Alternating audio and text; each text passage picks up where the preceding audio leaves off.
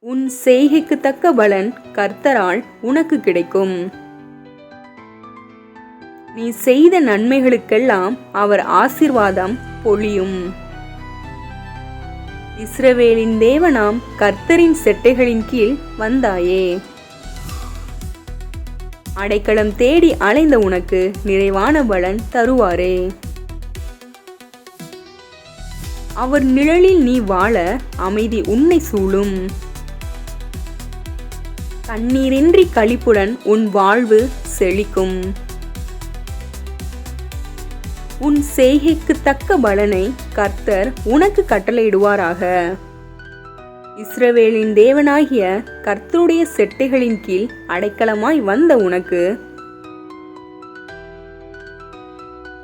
அவராலே நிறைவான பலன் கிடைப்பதாக. ஆமேன். கர்த்தருடைய பரிசுத்த நாமத்திற்கு மகிமை உண்டாவதாக. ஆமேன்.